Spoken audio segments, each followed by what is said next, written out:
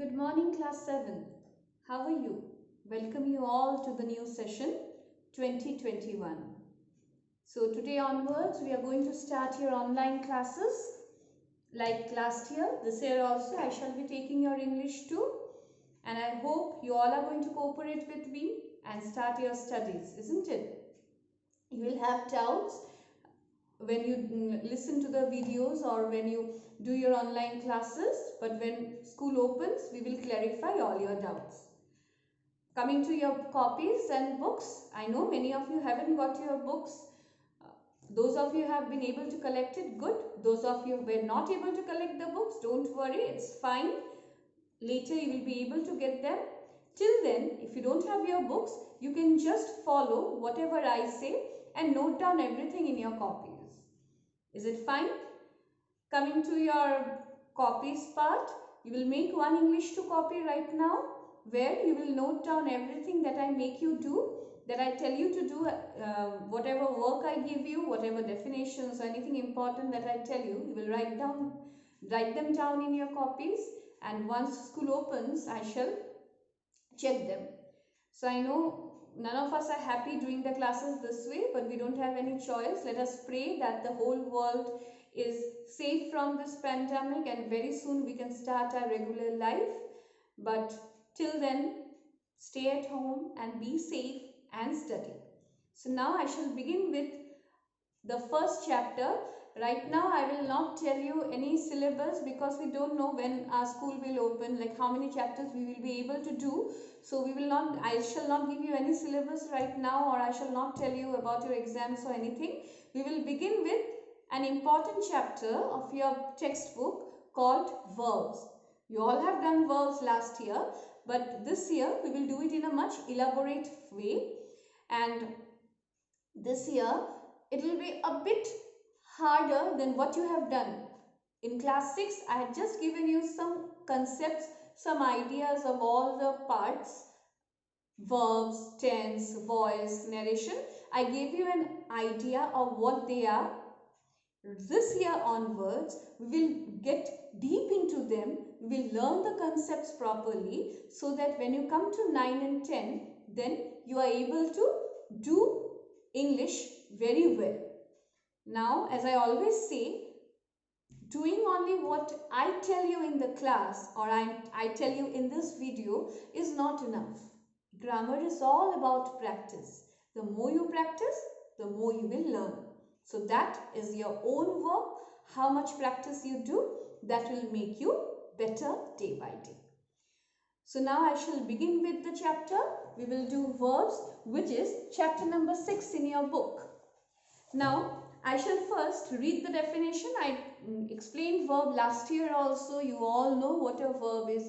That last year itself I told you that verbs are not only about actions. Till class 5, you all have learned that the words that tell us about actions are called verbs.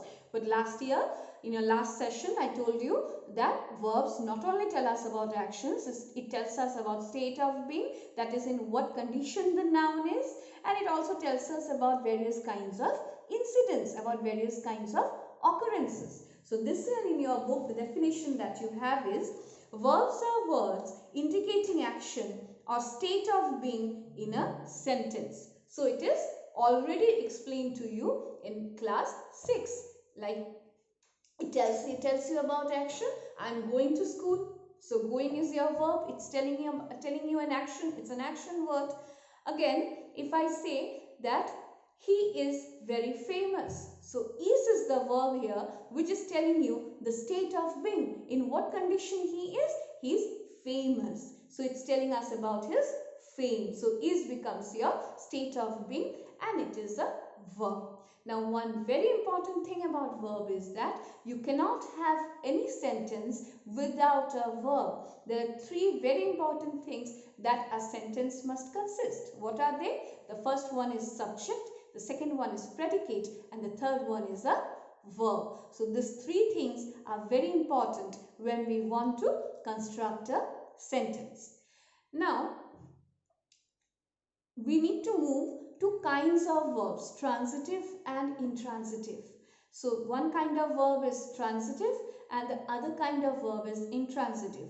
A bit of transitive and intransitive we had done in class 6, where I told you that if a verb has an object, then it is called transitive verb, and if a verb doesn't have an object, then it is called an intransitive verb.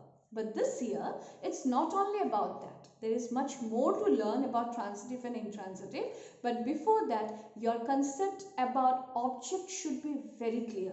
So, before I explain you what is transitive and intransitive elaborately, we will start with object. I will try to simplify object as well as possible. As far as I can, I shall try to explain you, and I hope with time and with practice, the concept of object will be more clear to you. So let's begin what object is.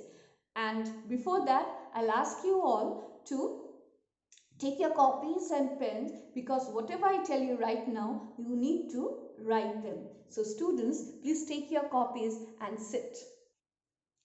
Now see, I have written direct and indirect object.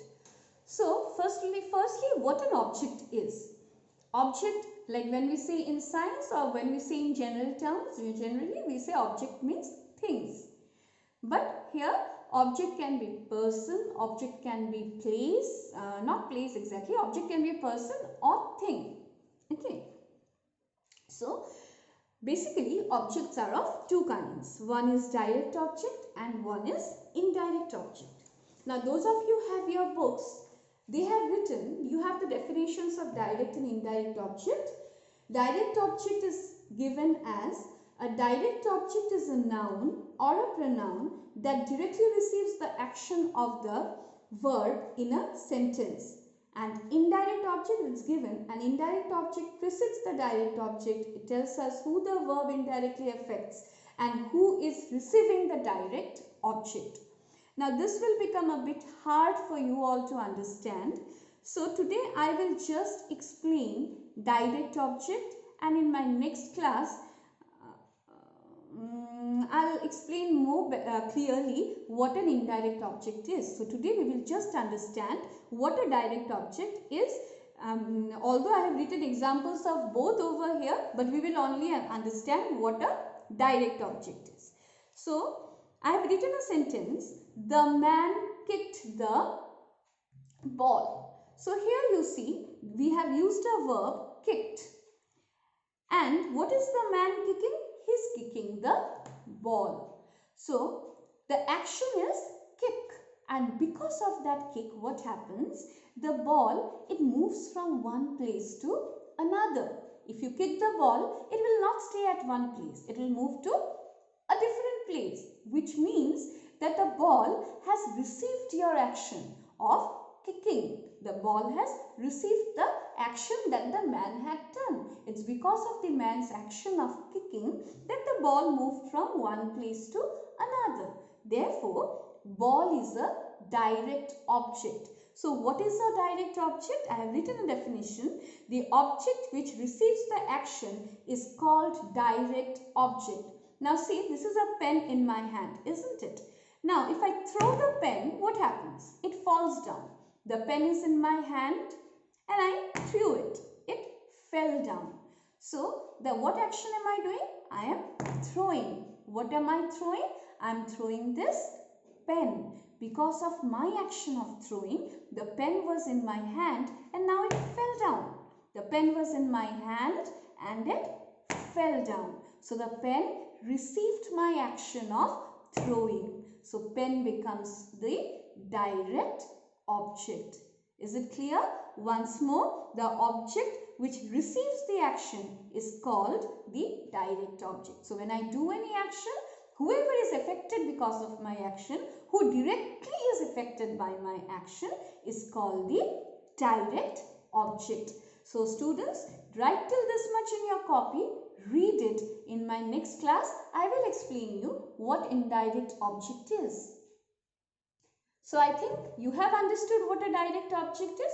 Whatever action we do, the action will affect somebody. If it affects somebody, if my action is directly affecting that person, then that is called a direct object. So today Let us finish it up here itself. I'll continue further in my next class. So have a great day. Stay safe. Bye.